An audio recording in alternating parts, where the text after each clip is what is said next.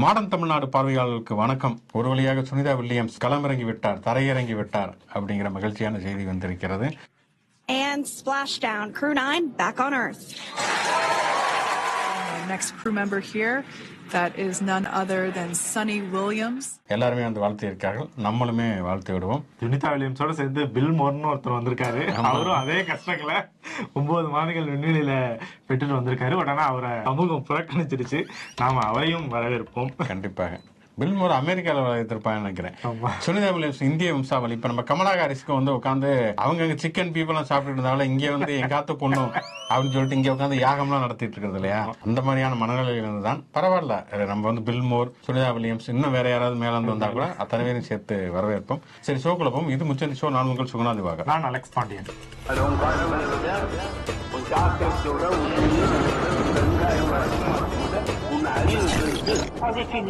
இன்றைக்கு John Marshall அவர்களுடைய சிலையை இன்றைக்கு தமிழ்நாடு முதல்வர் மு.க. ஸ்டாலின் அவர்கள் திறந்து வைத்திருக்கிறார்கள். ஜான் மார்ஷல் வந்து இந்திய வரலாற்றிலே மிக முக்கியமான ஒரு ஆளுமை அப்படின்னு சொல்லலாம்.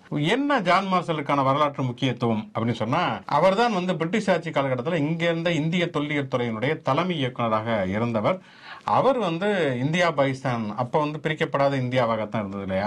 அப்ப வந்து நிறைய அகழாய்வுகள் செய்து வந்து 1924 தான் முதலாக சிந்துவெளி நாகரிகம் என்கின்ற ஒன்று இருக்கிறது என்று சொல்லி அவர் வெளியுலகத்துக்கு அறிவித்தார். இந்தியாவில் வந்து ஒரு தொன்மை வாய்ந்த ஒரு நாகரிகம்னு. ஏன்னா அதுக்கு முன்னாடி நமக்கு அகழாய்வு அப்படிங்கிற ஒரு துறை சார்ந்த ஒரு விஷயங்கிறது இங்க கிடையாது. அப்படி இருக்கக்கூடிய அப்பெல்லாம் என்னன்னா புதையல் தேடிட்டு போயிட்டு இருப்பாங்க. இன்னுமே நிறைய படங்கள் கதைகள்லாம் இருக்குது. புதையல் போய் எங்க பொற்காட்சிகள்லாம் இருக்கும், அதை எடுத்துட்டு வச்சுட்டு இது பண்ணிக்குவாங்க அப்படிங்கிற மாதிரியான அந்த மாதிரியான விஷயங்கள் தான் இங்க இருந்திருக்கிறத தவிர அகழாய்வு அதன் மூலமாக வரலாற்றை அறிவது அப்படிங்கிற விஷயம் இந்திய சூழல் இல்லாமல் இருந்த காலகட்டத்தில் அகழாய்வுத்துறையின் மூலமாக சிந்துவெளி நாகரிகம் என்கிற ஒன்று இருந்தது. அது ஒரு தனித்த நாகரிகம். அங்க வந்து இந்தியாவுடைய தொல்குடி மனிதர்கள் எல்லாம் இருந்தார்கள் அப்படிங்கிற விஷயத்தையும் அவர் அறிவித்தார். அதற்கு பிறகு பார்த்தோம்னா நூற்றாண்டுகளாக வந்து அந்த அகழாய்வுகளை முன்வைத்து வந்து நிறைய மாற்றங்கள் நடந்திருக்கிறது அப்படின்னு சொல்லலாம். சிந்து சமவெளி நாகரிகம் என்பது முழுக்க வந்து திராவிடர்களுடைய நாகரிகம் தான். ஏனென்றால் வந்து அந்த திராவிடர்களுடைய நிறமாக இருக்கக்கூடிய இந்த கருப்பு சிவப்புல தான் வந்து பானையோடுகள் இருந்தன. அங்க இருக்கக்கூடிய குறியீடுகள் இன்னைக்கு வரைக்கும் கண்டுபிடிக்க அதுல என்ன எழுதப்பட்டிருக்கிறது இன்னைக்கு வரைக்கும் வாசி தெரியப்படவில்லை. சமீபத்தில் கூட தமிழ்நாடு அரசு ஒரு அறிவிப்பை வெளியிட்டது. அந்த சிந்துவெளி எழுத்து குறியீடுகளை வாசித்து அதனுடைய அர்த்தத்தை வந்து சொல்பவர்களுக்கு வந்து கோடிக்கணக்கில் பரிசு அறிவித்திருந்தார்கள். அங்க இருந்த காளைமாடி சின்னமாக இருக்கட்டும், அல்லது அங்க இருக்கக்கூடிய அந்த ஒரு பெண், ஒரு நடன பெண்ணுடைய உருவமாக இருக்கட்டும், இது எல்லாமே வந்து முழுக்க முழுக்க வந்து இந்தியாவுடைய பல பகுதிகளில் பல ஆய்வுகள்ல வந்து கண்டுபிடிக்கப்பட்டு அதனுடைய தொடர்ச்சிகள் இருந்தது. அப்ப திராவிடர் என்கிற ஒரு இனம் இருந்தது, மரபினம் இருந்தது. ஆரியர்களுடைய நாகரிகம் என்பது அதற்கு முற்பட்டதாக அங்க வந்து சிந்து சமவெளியில் வசித்த மனிதர்கள் இருந்தார்கள் அப்படிங்கிற ஒரு விஷயத்தை அதற்கு பிறகான ஆய்வுகள் வந்து முன்வைத்தன. அப்ப வந்து ஆரியத்தை ஆதரிக்கக்கூடியவர்கள், இந்துத்துவத்தை ஆதரிக்கக்கூடியவர்கள்லாம் இல்ல ஆரியர்கள் தான் வந்து இந்தியாவுடைய பூர்வ குடிகள், வெளியில இருந்தெல்லாம் வரல அப்படிங்கிறதுக்காக சில பல கோல்மால் வேலையெல்லாம் பண்ணாங்க. காலமாடெல்லாம் கிராபிக்ஸ் குதிரையை மாற்றி குதிரை சின்னம்லாம் அங்க இருந்ததுங்க சொன்னாங்க. அதெல்லாம் வந்து வரலாற்றில் முறியடிக்கப்பட்டது அப்படிங்கிறது நமக்கு தெரியும். அதற்கு பிறகு வந்து இந்தியாவுடைய பல பகுதிகளில் வந்து இதனுடைய தொடர்ச்சி கண்டுபிடிக்கப்பட்டதை போல தமிழ்நாட்டில் பார்த்தோம் சொன்னா முதல்ல ஆதிச்சநல்லூர்ல இருந்து ஆரம்பிச்சு உத்தரமேரூராக இருக்கட்டும், அதுக்கப்புறம் கீழடி, சிவகலை அப்படின்னு சொல்லிட்டு பல ஆய்வுகளை வந்து தேடி பார்க்கிறப்ப சிந்து சமவெளி நாகரிகத்துக்கும் தமிழ்நாட்டில் இருந்த நாகரிகத்துக்கும் இடையில நிறைய தொடர்ச்சி, அங்க இருக்கக்கூடிய மண்பாண்டங்கள், இந்த பகடைகள், இந்த மாதிரியான விஷயங்கள்ல வந்து தொடர்ச்சி இருக்கிறது அப்படிங்கிறத பார்க்கிறோம். குறிப்பா பாலகிருஷ்ணன் ஐஏஎஸ் அதனுடைய சிந்துவெளி விட்ட இடமும் சங்க இலக்கியம் தொட்ட இடம் ஒன்றேன்னு சொல்லிட்டு சங்க இலக்கியத்தினுடைய அங்க இருக்கக்கூடிய அதுல இருக்கக்கூடிய பாடல்கள் சிந்து சமவெளி அகழாய்வுகளுக்கும் இங்கே கீழடி அகழாய்வுகளுக்கும் இருக்கக்கூடிய ஒற்றுமை இதெல்லாம் வந்து தொகுத்த ஒரு மிகப்பெரிய புத்தகத்தையே போட்டிருக்காரு, ஒரு பண்பாட்டின் பயணம் அப்படின்னு சொல்லிட்டு உலக தமிழ் ஆட்சியர்களுடைய தலைவராக அவர் நியமிக்கப்பட்டிருக்கிறார். ஆக மொத்தம் இந்த 100 ஆண்டு காலத்துல வந்து நடந்திருக்கக்கூடிய இவ்வளவு பெரிய விளைவுகளுக்கும் காரணமாக இருந்தவர் ஜான் மார்ஷல் அப்படிங்கிற அடிப்படையில ஜான் மார்ஷலுக்கான சிலை வந்து நிறுவப்பட்டிருக்கிறது. ஏன்னா வந்து நம்ம வந்து இப்போ ஒரு ட்ரெண்ட் உருவாகி இருக்கிறது. குறிப்பா இந்துத்துவவாதிகள், அப்புறம் தூய தமிழ் தேசியவாதிகள்லாம் வந்து பிரிட்டிஷ்காரர்கள் அவர்கள்லாம் வந்து ராபர்ட் கால்டுவெலை எதிர்ப்பது, ஜி.இ. போப்பை எதிர்ப்பது, அவர்கள்லாம் வந்து இங்க இருக்கக்கூடிய பண்பாட்டை வந்து அழிக்க வந்தார்கள் அப்படிங்கிற மாதிரியான விஷயங்கள் எல்லாம் வந்து முன்னெடுக்கப்படுகிறது. நமக்கு வந்து பிரிட்டிஷ் ஏகாதிபத்தியின் மீது விமர்சனங்கள் இருக்கிறது என்றாலுமே கூட வரலாற்று ரீதியாக பங்களித்தவர்கள் அப்படிங்கிறவங்களும் நம்ம முற்றிலுமா புறக்கணிக்க முடியாது. குறிப்பா வந்து பென்னிக்குக் எடுத்துக்கிட்டீங்கன்னா, பென்னிக்குக் இல்லைன்னா முல்லை பெரியார் அணையே இல்லை அப்படிங்கிற அளவுக்கு அர்ப்பணிப்பு மிக்க ஒரு பல விஷயங்களை அவர் செய்திருக்கிறார். பென்னிக்குக் வந்து தென் மாவட்ட மக்கள் பொங்கல் வைத்தெல்லாம் அவருடைய சிலைகளுக்கு வழிபடக்கூடிய அளவிற்கு வந்து ஒரு மிகப்பெரிய மக்கள் பணியாற்றியிருக்கார். தஞ்சாவூர்ல ராஜராஜ சோழன் பெரிய கோயில் கட்டினார் அப்படிங்கிறது 1910 வரைக்கும் யாருக்குமே தெரியாது.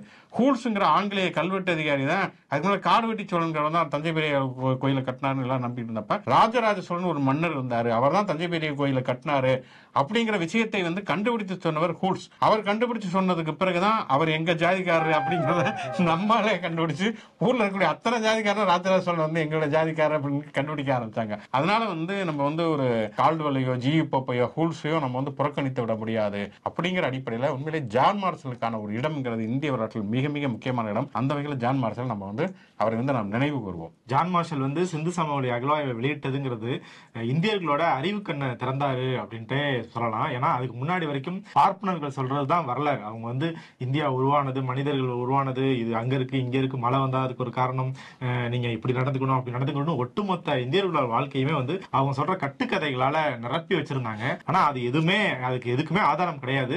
ஆப்போசிட்டா இவர் வந்து இதுதான் இந்தியர்கள் சிந்து சமவெளி நகரம் தான் இந்தியாவோட முன்னோர்கள் இருந்த இடம் சொல்லி அதுக்கான ஆதாரங்களோட கொண்டுட்டு வந்தாரு. இப்போ வரைக்கும் பார்ப்பனர்கள் சொல்ற எந்த முடிவுகளுக்குமே எந்த புராணங்களுக்குமே வந்து வரலாற்று தரைக்கடியிலே ஒரு நதி ஓடிக்கிட்டு இருக்கு சரஸ்வதி, இன்னமும் நம்பிக்கிட்டு இருக்காங்க. அதை வந்து நடந்த மகா கும்பமேளா வந்து 3ஆவதா ஒரு நதி, அந்த நதி வந்து இப்ப யாரு கண்ணுக்கும் தெரியாத ஒரு நதி, அதுதான் வரலாறுன்னு சொல்லி நம்பிட்டு இருக்காங்க. பட் ஆனா ஆதாரங்கள் எதுவுமே அது கிடையாது. இவர் வந்து நரேந்திர மோடி குஜராத்ல வந்து ஸ்கூபா டைவிங் எல்லாம் அடிச்சு உள்ள போய் அங்க ஒரு நகரம் இருந்துச்சு அப்படின்றாரு. நகரம் இருந்துச்சுன்னா அதுக்கான ஆதாரம் வேணும் நமக்கு. ஆனா ஆதாரம் அப்படிலாம் எதுவுமே கிடையாது.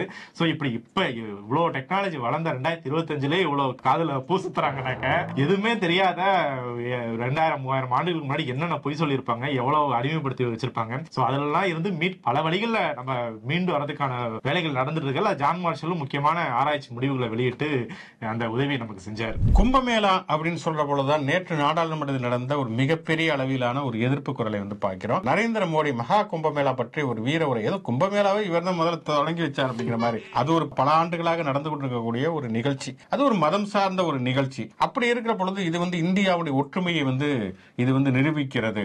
ஒரு மிகப்பெரிய விழாவை ஏதோ ஒலிம்பிக் நடத்தி முடிச்சது மாதிரி மகா கும்பமேளாவை நாம் நடத்தி முடித்து விட்டோம். மகா கும்பமேளா இவங்க நடத்தி முடிக்கணும். அதுல வந்து நம்பிக்கை உள்ளவர்கள் அவங்க போய் நீராட போறாங்க, அங்க வழிபாடுகள் பண்ண போறாங்க. இன்னொன்னு வந்து இது வந்து முழுக்க ஒரு மதம் சார்ந்த விழா. இன்னும் சொல்லப்படால் அது வந்து மதம் சார்ந்த விழா மட்டுமல்ல, அது ஒரு பிரதேசம் சார்ந்த ஒரு விழா. வடநாட்டை சேர்ந்தவர்கள் அதை வந்து ஒரு புனித தலமாக கருதி போய் பண்றாங்களே தவிர தென்னிந்தியாவுக்கும் கும்பமேளாவுக்கு ஒரு சம்பந்தமே கிடையாது. வந்து நமக்கும் அதுக்கும் சம்பந்தமே கிடையாது. நமக்கு கும்பகோணத்துக்கு இருக்கக்கூடிய தொடர்பு கூட கும்பமேளாவுக்கும் நமக்கும் இல்லை. அப்படிங்கிறப்ப இது வந்து எப்படி ஒட்டுமொத்த இந்தியாவுடைய மிகப்பெரிய பண்பாட்டு திருவிழாவாக மோடி அதை வந்து நிலைநிறுத்தி அதுக்கப்புறம் அதை செய்ததே தன்னுடைய பெரிய சாதனை. அப்படிங்கிறப்பதான் எல்லாரும் வச்சுக்கிட்டாங்க. அதெல்லாம் ரைட்டு, கும்பல் எத்தனை பேர் செத்தாங்களோ அதுக்கு பதில் சொல்லணும்னா அவரே வெளில போயிட்டாரு. பொதுவாக வந்து எதிர்க்கட்சிகள் தான் வெளிநடப்பு செய்வார்கள் என்பதுதான் வழக்கமா இருக்கக்கூடிய ஒரு விஷயம். இந்திய அரசியல் வரலாற்றில் முதல் முறையாக பிரதமர் அமித்ஷா எல்லாருமே வெளிலப்பட்டாங்க. இப்படி கேள்வி கேட்கறீங்க, இவ்வளவு அறிவுபூர்வமா கேட்டீங்கன்னா யுவர் ஆன்டி இண்டியன்ஸ், நாங்க எப்படி பதில் சொல்றது அப்படின்னு நினைச்சு வெளியில போயிட்டார். வந்து எவ்வளவு பிரச்சனை, தொகுதி மறுசீரமைப்புல இருந்து மும்மொழி கொள்கையில இருந்து வந்து அவ்வளவு வந்து தமிழ்நாட்டுடைய உரிமைகளை வலியுறுத்தி நம்முடைய நாடாளுமன்ற இன்றைக்கு கூட வந்து நாடாளுமன்ற உறுப்பினர்கள் போர்க்குரல் எழுப்பி இருக்கிறார்கள். வைகோ இன்றைக்கு கூட மீனவர்களுடைய படுகொலை குறித்து வந்து மிகப்பெரிய கேள்வியை வந்து மிக முக்கியமான கேள்வி எழுப்பியிருக்கிறார். மீனவர் படுகொலை குறித்து தமிழ்நாடு முதலமைச்சர் வந்து மத்திய அமைச்சருக்கு வந்து கடிதம் எழுதியிருக்கிறார். இவ்வளவு பிரச்சனை இருக்கிறப்ப எந்த பிரச்சனையுமே இல்லாத மாதிரி கும்பமேளா நடத்தி போயிட்டா போதும், இந்தியா சுபிச்சமாயிரும் அப்படிங்கிற ஒரு மனநிலையை மோடி இருக்காது. இளையராஜா போய் அவர் நேரில் சந்தித்து வாழ்த்து பெற்றிருக்கிறார். வரவேற்கத்தக்கது, நமக்கு எந்த விதமான மாற்று கருத்தும் இல்லை. ஆனால் இளையராஜா அவர் வந்து ஒரு இந்தியாவுடைய மிகப்பெரிய பெருமிதமிக்க ஒரு மனிதர். அவர் லண்டன்ல போய் இவ்வளவு பெரிய சாதனைகளை வந்து நிகழ்த்திட்டு வந்திருக்கிறாரு. ஒரு வாழ்த்து செய்தி தானாக வந்ததா? இத்தனைக்கும் பாத்தீங்கன்னா வந்து இளையராஜா வந்து அவர் வந்து பிஜேபி ஆள் அப்படிங்கிற ஒரு அடையாளம் இருக்குது. அப்படி நம்ம வந்து அவரை வந்து முத்திர குத்த வேண்டியதில்லை. பிஜேபி தான் அவரை ராஜ்யசபா எம்பி ஆக்கிச்சு. அவர் வந்து மோடி எல்லாம் பாராட்டி பேசினாரு. தியாகராயர் வந்து இது ஆத்துல முங்கி இருந்துச்சப்ப சரஸ்வதி வீணை கொடுத்துச்சு அப்படிலாம் போய் இளையராஜா பேசினார். அதுல எல்லாம் நமக்கு மாற்று கருத்துக்கள் இருக்கிறது. ஆனால் அவர் ஒரு தமிழராக, தமிழர் பண்பாட்டு அடையாளத்துடன் நம்ம அடையாளமாக பெருமிதமாக நம்ம பார்க்கறதுனாலதான் தமிழ்நாடு முதலமைச்சர் வீடு தேடி போய் வந்து அவருக்கான வாழ்த்துக்களை தெரிவிக்கிறார். அவரும் இங்கிருந்து வந்து போய் தமிழ்நாடு முதல்வரிடம் பேசுகிறார். அப்ப சொல்றப்ப உண்மையில ரொம்ப இயல்பான அந்த உரையாடல் இருந்தது. நம்ம பசங்க விசில்லாம் அடிக்கிறாங்க அப்படிலாம் இளையராஜா வந்து மனம் திறந்து பேசுகிறார். அப்படி நம்ம ஒரு பண்பாட்டு அடையாளமாக பார்க்கிறோம். ஆனா அதை பத்தி வாயே திறக்கல மோடி. இவர் போய் பார்த்ததுக்கு பிறகு அதை பத்தி ஒரு ட்வீட் பண்றாரு. தமிழகத்தில் வந்து ஒரு பன்மை, இப்ப நம்ம ஜான் மார்ஷல் பேசுற மாதிரி ஒரு பழமையான தொன்மையான இரும்பு காலம் கண்டுபிடிக்கப்பட்டிருக்கிறது. அதை பத்தி ஒண்ணுமே பேசல. ஆனா கும்பமேளாவை நடத்துறது ஒரு மிகப்பெரிய சாதனை மாதிரி வந்து அவர் பேசுகிறார் என்று சொன்னால் உண்மையிலே அவர் யாருக்கான பிரதமர் அப்படிங்கிற கேள்விதான் நமக்கு மனதில் வந்து எதிரொலிக்கிறது. அந்த கேள்வியை வந்து கண்டிப்பாக நாடாளுமன்றத்திலுமே அந்த கேள்வி வந்து எதிரொலிக்கிறது. அதுக்கு அந்த கேள்விக்கு பதில் சொல்வதற்கு வந்து துணிச்சல் இல்லாமல் ஒரு பிரதமர் வந்து நாடாளுமன்றத்தை விட்டு வெளிநடப்பு செய்திருக்கிறார்னா இதை விட அவமானகரமானது எதுவுமே கிடையாது. பிரதமரோட சேர்ந்து அமித்ஷா அவங்க ஒட்டுமொத்த அமைச்சரவையே வந்து வெளிநடப்பு செஞ்சிருக்கு. இவங்க கேட்ட கேள்விக்கு பதில் சொல்லாம. நீங்க சொல்ற மாதிரி பேச வேண்டியதுக்கு, தீர்வு காணப்பட வேண்டியதுக்கு மக்கள் பிரச்சனை அவ்வளவு இருக்கு. ஆனா ஒரு நாடாளுமன்றம் தொடங்க ஆரம்பிச்ச உடனே மொரிஷியஸ் தீவுக்கு அப்பயும் சும்மா போல இது மாதிரி கங்கா நீரை தான் வந்து சொம்புல எடுத்துட்டு போனாரு. இப்போ ஒரு கெஸ்ட் அப்பியரன்ஸ் மாதிரி வந்து கங்கா மகா கும்ப மேளாங்கிறது வரலாற்றுல திருப்பு முனையாக அமையும் அப்படின்ட்டு உடனே கிளம்பிட்டாரு. இப்ப அடுத்த டூரும் போட்டாங்க. நேற்று அறிவிப்பு வந்திருக்கு, இந்தோனேஷியாவோ எங்கேயோ போறாருன்னு சொல்லிட்டு. சோ மகா கும்ப மேளாவை தான் வந்து இந்தியாவோட பெருமை, அது ஒண்ணுதான் இப்ப இந்தியாவில் இருக்கக்கூடிய முக்கியமான பிரச்சனை அப்படின்ட்டு அதை மறுபடியும் முடிஞ்சும் அதை அந்த புராண பாடுறதை விடாம தொடர்ந்து செஞ்சுக்கிட்டே இருக்காரு. இது மாதிரி ஒரு 100 ஆண்டுகளுக்கு முன்னாடி வந்து மகாத்மா காந்தி இருக்கும் போது அவர் வந்து வலுக்கட்டாயமா வந்து உத்தரகாண்ட்ல நடந்த மகா கும்பமேளாவுக்கு கூட்டு போயிருக்காங்க. அவர் வந்து அவரோட சுயசரிதையில அதெல்லாம் எழுதியிருக்காரு. அவர் சொல்றாரு, அது வந்து ஒரு ஆன்மீக தலம் மாதிரியே இல்ல, ஒரு பைத்தியக்காரர்களின் கூடாரம் மாதிரி இருந்துச்சு. அவரே அந்த வார்த்தைகளை சொல்லி கூப்பிடுறாரு. அவர் என்ன சொல்றாரு, சாமியார்கள்லாம் வந்து ஏதோ நம்ம பிறந்ததே வந்து குடிச்சிட்டு கூத்தடிக்கிறாங்கிற மாதிரி தான் வந்து அங்க இருந்த எல்லா பானங்களையும் வாங்கி குடிச்சிட்டு ஆட்டம் போட்டாங்க அப்படின்னு. இன்னொன்னு சொல்றாரு, பசுமாடு இருக்குமா, பசுமாடை வந்து வீட்டுல இருந்து கொண்டுட்டு வந்து கண்ணுக்குட்டியை வந்து அதோட காலை வெட்டி அந்த பசுமாட்டுல வந்து அதை ஒட்ட வச்சுட்டு இது வந்து 5 கால்கள் உள்ள வினோத பசுமாடு அப்படின்னு சொல்லி ரூபா வசூல் பண்ணுவாங்களாம். போற வரவங்க எல்லாம் காசு வசூல் பண்ணுவாங்களாம் அப்படின்ட்டு கும்பமேளாவே ஒரு வெறுக்கிற அளவுக்கு பண்ணிட்டாங்கன்னு சொல்லிட்டு எழுதியிருக்காரு. ஸோ அப்படிதான் இப்பவும் நடந்துட்டு இருக்கு கும்பமேளாவில். ராகுல் காந்தி கேட்டதுமே வந்து ராகுல் காந்தி வந்து வழக்கமா வந்து கும்பமேளாவை புகழ்ந்து பேசிட்டாரு. இவர் வெளியில வந்து அவ்வளவு பேர் இறந்திருக்காங்க, அதுக்கெல்லாம் பதில் சொல்ல பிரதமர் மட்டும் சொன்னா இவனுங்க அதை அப்படியே ட்விஸ்ட் பண்ணிட்டு பாத்தீங்களா இந்தியாவை எதிர்க்கிறாரு, பாகிஸ்தான் கைகொள்ளிட்டு. அதனால ஒரு இந்த வாட்டி தெளிவா கும்பமேளாவை பத்தி மோடி சொன்ன எல்லா கருத்துக்களும் நான் ஏத்துக்கிறேன் அப்படின்னு ஒரு ஸ்டேட்மெண்ட் கொடுத்துட்டு அதோட சேர்த்து அங்க அவ்வளவு பேர் இறந்திருக்காங்க, அவங்களுக்கு ஒரு இரங்கல் தெரிவிங்க, அதுக்கு என்ன நடவடிக்கை எடுத்தோம்னு சொல்லுங்க அப்படிங்கிறத கேட்டாரு. பட் அதுக்கான பதிலும் சொல்லல. நாடாளுமன்றத்துல கேட்டதுக்கு எத்தனை பேர் இறந்திருக்காங்க கும்பமேளால அப்படின்றதுக்கு அந்த டீட்டெயிலாம் இங்க நாங்க ஃபாலோ பண்றது கிடையாது, அது நீங்க போய் யூபியில கேட்டுக்கங்க அப்படின்னு இருக்காங்க. சோ இது வந்து இப்படிதான் நாடாளுமன்றம் நடந்துகிட்டு இருக்கு ஒவ்வொரு இதுலயும். தொகுதி மறுசீரமைப்புக்கான ஒரு கிட்டத்தட்ட ஒரு இந்திய அளவிலான ஒரு கூட்டத்தை வந்து தமிழ்நாடு முதலமைச்சர் ஒருங்கிணைத்திருக்கார். 22ஆம் தேதி நடக்க போகிறது. கேரள முதல்வர் பினராயி விஜயன்ல இருந்து ஆரம்பிச்சு தெலுங்கானா முதல்வர் ரேவந்த் ரெட்டி, அதுக்கு வந்து கர்நாடகாவை சேர்ந்த டி.கே. சிவகுமார் இருக்கிறார். ஒடிசா மாநிலத்தில் பிஜு ஜனதா தளத்திலிருந்து பிரதிநிதி அனுப்புவதாக சொல்லி இருக்கிறார்கள் அப்படின்னு சொல்லிட்டு வந்து மிகப்பெரிய ஒருங்கிணைப்பாக இருக்கிறது. கிட்டத்தட்ட இதுதான் ஒரு ஜனநாயகத்துக்கான கும்பமேளா அப்படின்னே சொல்ல முடியும். ஏன்னா தொகுதி மறுசீரமைப்பு என்பது மாநிலங்களுடைய உரிமைகளை பாதித்துவிடக் கூடாது என்பதில் அக்கறை கொண்டு கூட்டப்படக்கூடிய கூட்டம். இதில் எடுக்கப்படக்கூடிய முடிவுகள் கண்டிப்பாக தேசிய அளவில் பிரதிபலிக்கும். பிஜேபி வந்து அவங்க வந்து எந்த எதிர்ப்பும் இல்ல, நம்ம என்ன வேணாலும் பண்ணிடலாம் அப்படின்னு நினைப்பதை தடுத்து நிறுத்தக்கூடிய ஒரு ஆற்றல் இந்த உண்மையிலேயே வந்து இந்த ஒருங்கிணைப்பு கூட்டத்துக்கு இருக்கிறது அப்படின்னு தான் நினைக்கிறோம். இப்ப இன்னைக்கு காலையில நாடாளுமன்றம் கூட்டினோடனே வந்து தொகுதி மறுசீரமைப்பு சம்பந்தமா பேசணும்னு தமிழ்நாடு எம்பிக்கள் கோரிக்கை வச்சிருக்காங்க. அதை வந்து வழக்கம் போல நாடாளுமன்றம் சபாநாயகர் வந்து நிராகரிச்சிட்டாரு. அதனால வெளியில வந்து இவங்க போராட்டம் நடத்திருக்காங்க. அந்த போராட்டத்திலேயே வந்து தமிழ்நாட்டு எம்பிக்களோட கேரள எம்பிக்களும் சேர்ந்துதான் போராட்டத்தை நடத்திருக்காங்க. சோ 22ஆம் தேதி பினராயி விஜயன் நான் நேரடியா வரேன் அப்படின்னு சொல்லி ஒரு 3 முதலமைச்சர்கள், மாநில முதலமைச்சர்கள், ஒரு மாநிலத்தோட துணை முதலமைச்சர் அப்படின்னு தாண்டி பெரிய லிஸ்ட திமுக கட்சி சார்பா வெளியிட்டிருக்காங்க யாரெல்லாம் கலந்துக்கிறாங்கன்ட்டு.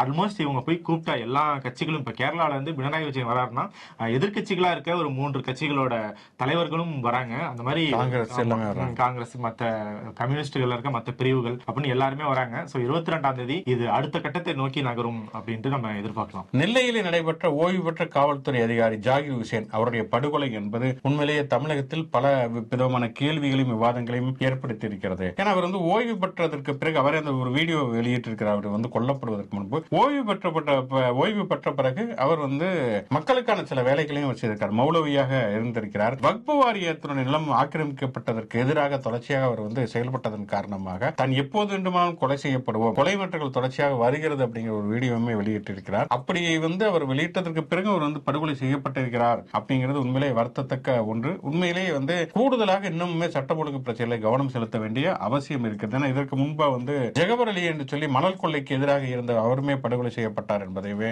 நம்ம பார்க்கிறோம். ஆக மொத்தம் தொடர்ச்சியாக வந்து இது மாதிரியான விஷயங்கள் வந்து நடைபெறாமல் பாதுகாக்க வேண்டிய, சட்டம் ஒழுங்கு நிலைநாட்ட வேண்டிய பொறுப்புங்கிறது காவல்துறைக்கு இருக்கிறது. ஜாகிர் ஹுசேனுடைய படுகொலைங்கிறது உண்மையிலே வன்மையாக கண்டிக்கத்தக்கது. தமிழ்நாடு முதல்வருமே இன்றைக்கு சட்டமன்றத்திலே அந்த பிரச்சனை எதிர்த்து இருக்கிறது. தமிழ்நாடு முதல்வருமே கண்டிப்பாக வந்து நடவடிக்கை எடுப்போம், வந்து அதுக்கு வந்து இன்னொருத்தர் மேல வந்து குற்றச்சாட்டு இருக்கிறது, அவரை வந்து கைது செய்வோம் அப்படிங்கிற மாதிரி சொல்லி இருக்கிறார்கள். இது வந்து கைது செய்வது, நடவடிக்கை எடுப்பதுங்கிறது ஒரு பக்கம். இன்னொரு பக்கம் இந்த மாதிரியான குற்றங்கள் வந்து நடைபெறாமல் தடுக்க தடுப்பது என்பதிலுமே நம்ம வந்து கூடுதல் கவனம் செலுத்த வேண்டிய பொறுப்பு கண்டிப்பாக இருக்கிறது. சீமானுடைய மனு வெற்றிகரமாக வந்து சென்னை உயர்நீதிமன்றத்தில் வந்து தள்ளுபடி செய்யப்பட்டு இருக்கிறது. பெரியார் மீதான அவதூறுக்கு எதிராக தமிழ்நாட்டின் பல பகுதிகளில் அவர் மீது புகார் அளிக்கப்பட்டிருக்கிறது. அந்த புகார்களை ஒன்றாக சேர்த்து ஒரே மனுவாக விசாரிக்க வேண்டும் என்று சொல்லி அவர் வந்து பண்ணியிருந்தாரு. ஆனா என்னன்னா வந்து அவங்க கொடுத்த மனுவுல எங்க என்ன வழக்கு இருக்குது, யார் போட்டாங்க, எஃப்ஐஆர் நம்பர் என்ன அப்படிங்கிற எதுவுமே இல்ல, மொட்டையா வந்து ஒன்னாக்குங்க அப்படின்னு இருக்கிறாங்க. வந்து வழக்கமா வந்து அவர் சொல்லுவார்ல வந்து நெய்தல் படையை அமைப்பேன், ரயில் ஓடிக்கிட்டே இருக்க பதில மின்சாரத்தை தயாரிப்பேங்கிற மாதிரி ஒரு மனு வந்து இப்பெல்லாம் வந்து மனு வந்து தாக்கல் பண்ண முடியாது. ஆதாரப்பூர்வமா எங்கெங்க வழக்கு இருக்குன்னு சொல்லி இது பண்ணுங்க இருக்காங்க. இல்ல தமிழ்நாடு அரசை வந்து மறைச்சு வச்சிருக்கு அப்படிங்கிட்டு இருக்காங்க. வந்து அது என்ன வினோதம் அப்படிங்கிறது தெரியவில்லை. முதல்ல அதெல்லாம் கொண்டு வாங்க அப்படின்னு சொல்லிட்டு மனுவை தள்ளுபடி செய்து விட்டார்கள். இப்ப போய் உட்கார்ந்து நோட்ஸ் எடுத்துக்கிட்டு இருப்பாங்க நினைக்கிறேன். வந்து எப்ப வந்து விஜயலட்சுமி வீடியோ போட்டாங்க, எப்ப எஃப்ஐஆர் போட்டாங்க அப்படிங்கறதெல்லாம் சேர்த்து வைத்து ஒரு மனுவாக தாக்கல் செய்வார்கள் போல் இருக்கிறது. வந்து ஆக மொத்தம் விடாது கருப்பு அப்படிங்கிற மாதிரி வந்து விஜயலட்சுமி வழக்கு வந்து கொஞ்சம் அவருக்கு ஆசுவாசம் அளித்தாலும் கூட பெரியார் அவதூறு வழக்கு என்பது தொடர்ச்சியாக அவரை வந்து விடாமல் தொடரக்கூடிய வழக்குகளாகத்தான் இருக்கின்றன. என்ன பண்ண போறாங்கிறத பார்ப்போம். இந்த பக்கம் பார்த்தோம்னு சொன்னா வந்து இவங்களுக்கு தாவேகாவுக்கும் பிஜேபிக்கும் இடையில சண்டை அப்படிங்கிறப்ப நாம் தமிழர் கட்சி பயங்கர உற்சாகமா இருக்காங்க. வந்து ரெண்டு பேரும் அடிச்சு சாகுறாங்க. வந்து நம்மள வந்து கொஞ்சம் கவனிக்காம இருப்பாங்க அப்படிங்கிறது வந்து கிட்டத்தட்ட வந்து அது ஒரு அண்ணாமலையினுடைய ஒரு ஆதரவு மனநிலைக்கு நாம் தமிழ் கட்சி போய்விட்டார்கள். இப்ப பாத்தீங்கன்னா ஒரு ட்ரெய்லர் ஒண்ணு வெளியிட்டு இருக்காங்க. அண்ணாமலையும் சீமானும் சேர்ந்து பரமசிவன் பாத்தீங்கன்னா அந்த ட்ரெய்லர்ல பாத்தீங்கன்னா கிறிஸ்தவர்களுக்கு எதிராக அவ்வளவு வன்மம் கக்கக்கூடிய மோகன்ஜி படமா இது அப்படிங்கிற நமக்கு சந்தேகம் வரக்கூடிய அளவுக்கு கிறிஸ்தவர்கள் வந்து மதமாற்றம் செய்கிறார்கள், காசுக்காக மதம் மாறுகிறார்கள் அப்படிங்கிற மாதிரியான நச்சு கருத்துக்களோட அந்த ட்ரெய்லர் இருக்கு. படம் வந்தாதான் நம்ம வந்து முழுமையான கருத்துக்களை சொல்ல முடியும் என்றாலும் கூட ட்ரெய்லர்ல பாக்குறப்ப அவ்வளவு மோசமான கருத்துக்களாக இருக்கிறது. MS பாஸ்கர் பாதிரியாராக நடித்திருக்கிறார். அவ்வளவு வந்து ஒரு ஆபத்தான ஒரு இந்துத்துவத்தை வந்து விதைக்கக்கூடியதாக இருக்கிறது. இதுல அண்ணாமலையும் அந்த ட்ரெய்லர் வெளியிடுவதற்கு தேர்ந்தெடுத்து சீமானையும் தேர்ந்தெடுத்திருக்கிறார்கள் என்று சொன்னாலே அதுல ஏதோ ஒரு உள்நோக்கம் இருக்கிறது. சீமான் வேற அதை வந்து மக்களுக்கு தேவையான பல கருத்துக்களை சொல்லி இருக்கக்கூடிய ட்ரெய்லர் அப்படின்னு சொல்லி வெளியிட்டு இருக்கிறார். ஆக மொத்தம் இவர் வைக்கக்கூடிய அந்த தமிழ் தேசியம் என்பது ஒரு வலதுசாரி தமிழ் தேசியமாக இந்துத்துவத்தோடு கைகோர்ப்பதற்கு எப்போதுமே தயாராக இருக்கிறது அப்படிங்கிறதுக்கான அடையாளம் அறிகுறியாகத்தான் பார்க்கிறோம். ஆனா ரங்கராஜ பாண்டே வந்து இவர் விழாவில் கூப்பிட்டு பேசுறப்பயே சொல்றாரு வந்து இதெல்லாம் வந்து சீமான் பேசிட்டு பல வருஷத்துக்கு முன்னால ஹெச்ராஜா பேசிக்கிட்டே இருந்தாரு, அவர் ஒரு பிராமின்கிறனால வந்து யாருமே கண்டுக்கல அப்படின்னா என்ன அர்த்தம்? அப்ப வந்து ஒரு நான் பிராமின் தமிழ் தேசிய இதெல்லாம் பிரபாரனா பேசிட்டு ஒரு இந்துத்துவ கருத்தை வந்து முன்வைப்பதற்கான ஒரு ஆள் தான் எங்க ஆள் தான் இவரு அப்படிங்கறது கிட்டத்தட்ட ரங்கராஜ பாண்டே பிரகடனம் செய்வதை போலதான் இருக்கிறது. சீமானுமே கிட்டத்தட்ட சிரிச்சுக்கிட்டு ஒரு மாதிரி அதை வந்து அங்கீகரிக்கக்கூடியவராகத்தான் அவர் இருக்கிறார் என்பதை நம்ம பார்க்கிறோம். ஆக மொத்தம் பார்த்தோம்னு சொன்னா வந்து பெரியார் எதிர்ப்பு அப்படிங்கிறது வெறுமனே பெரியார் எதிர்ப்போடு நிற்காமல் அது வந்து முஸ்லீம்கள் எதிர்ப்பு, தலித்துகள் எதிர்ப்பு, கிறிஸ்தவர்கள் எதிர்ப்பு, ஒரு பக்கம் பார்த்தோம்னா சாதிவாரி கணக்கெடுப்பு, பஞ்சமிநில மீட்புன்னு சொல்லிட்டு மேடையத்தின முக்காவாசி பேர் பிஜேபி ஆதரவர்கள். திருமாவளவன் எல்லாம் ஒருத்தர் இருக்காரு. அவர் வந்து சாதி வெறியையும் இதையும் சேர்த்து வைத்து மதவாதத்தையும் சேர்த்து வைத்து பேசக்கூடியவர். அப்படிதான் முக்காவாசி பேர் வந்து அந்த மேடைகளில் இருக்கிறார்கள் என்கிற பொழுது கிட்டத்தட்ட சிவசேனைக்கு இணையான ஒரு இயக்கத்தை வந்து சீமான் முன்னெடுக்கிறார். இது உண்மையிலே எதிர்காலத்துக்கு வந்து மிகப்பெரிய ஆபத்து அப்படின்னு தான் சொல்ல முடியும். அந்த கிறிஸ்தவ மதத்துக்கு எதிராக ஒரு ட்ரெய்லர் ஒன்று 2 பேரும் சேர்ந்து வெளியிட்டாங்கன்னு சொன்னீங்க. இது வந்து இந்துத்துவ கும்பலோட அவங்கள்ட்ட ஒரு பெரிய சின்ன புக்லெட் வச்சிருக்காங்க, கலவரங்களை ஏற்படுத்துவது எப்படி அப்படின்ட்டு. அதுல இதுவும் ஒரு திரைப்படங்களை எடுத்து உண்மைக்கு புறமா திரைப்படங்களை எடுத்து அதன் மூலமா மக்கள்கிட்ட வந்து வெறுப்புணர்வை ஏற்படுத்துறதுங்கிறது. நம்ம நேற்று பேசியிருந்தோம், நாக்பூர்ல வந்து கலவரம் ஆரம்பிச்சிருக்குன்ட்டு, அது இன்னும் முடியல, தொடர்ந்துகிட்டு தான் இருக்கு. அதுவுமே வந்து இந்த சாவா அப்படின்னு சொல்லி ஒரு திரைப்படத்துல இருந்து அங்கிருந்து ஆரம்பிச்சதுதான். அந்த படம் முழுக்கவே வந்து சத்ரபதி சிவாஜியோட வழிமரபினர் வந்து எப்படியெல்லாம் அவுரங்கசீப்பால கொடுமைப்படுத்தப்பட்டனர் அப்படின்ட்டு, அது என்ன ஆதாரம் எங்க இருந்து அந்த தரவெல்லாம் எடுத்தாங்கன்ட்டு இல்ல, ஒரு படத்தை எடுத்துட்டாங்க. அதை பார்த்துட்டு இவங்க எல்லாம் வந்து நம்ம இவ்வளவு அக்கிரமங்களுக்கு உள்ளாக்கப்பட்டிருக்கோம், நம்மள இவ்வளவு அடிச்சிருக்காங்களான்ட்டு கோபம் அடைஞ்சு அந்த கலவரம்ங்கிறது ஆரம்பிச்சிருக்கு. இப்படி ஒவ்வொரு மாநிலத்துக்கும் அவங்க ஒரு படம் எடுத்து வச்சு அது மூலமா கலவரங்களை வந்து ஏற்படுத்தியிருக்காங்க. காஷ்மீர் ஃபைல்ஸ் எடுத்தாங்க, கேரளாக்கு வந்து கேரளா ஸ்டோரிஸ் எடுத்தாங்க. அப்படின்னு ஒவ்வொருத்துக்கும் ஒரு மாநில சில படங்களை வந்து முதல் இவரு நாடாளுமன்றத்துல போய் என்னத்தையும் பேசாம வந்துட்டாருன்னு. ஆனா இந்த மாதிரி படங்கள் எடுக்கும் போறது அது அங்கேயே இருக்கிற தியேட்டர்ல போட்டு பார்த்துட்டு ரிவ்யூ எல்லாம் ட்விட்டர்ல எழுதுவாரு. அப்படி இங்க வந்து முயற்சி செஞ்சுட்டு இருக்காங்க. நம்ம வந்து அந்த படம் ட்ரெய்லரை பார்த்துட்டு கலாச்சிட்டு விட்டுட்டோம். திரும்பி எத்தனை படம் எடுத்தாலும் தமிழ்நாட்டுல அதுக்கான பருப்பு வேகாது. நம்ம இப்ப அந்த அப்படி ஒரு ட்ரெய்லர் அவங்க வெளியிடுறாங்க போது நம்ம அதை பார்த்துட்டு கலாச்சிட்டு விட்டுட்டோம். அதுக்கான அது அவ்வளவுதான், அதுக்கு மேல அது ஸ்டெப் எடுக்காது. பட் மற்ற மாநிலங்கள்ல இதை வச்சுதான் இப்ப கலவரங்களை ஏற்படுத்துறது, அதன் மூலியமா வெறுப்புணர்வை தூண்டுறது அப்படிங்கிறத ப்ராஜெக்ட்ல பண்ணிட்டு இருக்காங்க. அப்ப அந்த ப்ராஜெக்டுக்கு இப்ப சீமான் வந்து கூட்டணி சேர்ந்திருக்காரு அண்ணாமலையோட. சுனிதா வில்லியம்ஸில் ஆரம்பித்து செந்தமிழன் சீமான் வரைக்கும் நம்ம முடிச்சிருக்கிறோம். அது வந்து விண்வெளி, இது வந்து காலாட்படை அப்படிங்கிற மாதிரி முடிச்சிருக்கிறோம். நிறைய விஷயங்கள் நம்ம இதுல வந்து கருத்துக்களை முன்வைத்திருக்கிறோம். நிறைய விமர்சனங்கள் வந்து கொண்டிருக்கிறது, பார்வைகள் வந்து கொண்டிருக்கிறது. நம்ம ஏற்கனவே சொன்னது மாதிரி அது ஒரு தனியாக ஒரு நாள் எடுத்துக்கொண்டு அதை பற்றி பற்றி கொஞ்சம் விரிவாகவே பேசுவோம். தொடர்ச்சியாக இந்த நிகழ்ச்சிகளை பாருங்கள், உங்களுடைய கருத்துக்களை பதிவு செய்யுங்கள், உங்களுடைய விமர்சனங்களை முன்வையுங்கள். மாடர்ன் தமிழ்நாடு யூடியூப் சேனலோட தொடர்புகள் முச்சந்தி ஷோ லைக் பண்ணுங்க, கமெண்ட் பண்ணுங்க. மாடர்ன் தமிழ்நாடு சேனலுக்கு சப்ஸ்கிரைப் பண்ணுங்க. யூடியூப் மாதிரியே எக்ஸ், இன்ஸ்டா, ஃபேஸ்புக், வாட்ஸ்அப் தளங்களையும் நமக்கான பேஜஸ் இருக்கு. அந்த பேஜஸ்க்கான லிங்க் டிஸ்கிரிப்ஷன்ல இருக்கு. அங்கேயும் லைக் பண்ணி ஷேர் பண்ணி உங்களோட ஆதரவை தொடர்ந்து கொடுங்க. மீண்டும் ஒரு நிகழ்ச்சி சந்திப்போம். நன்றி.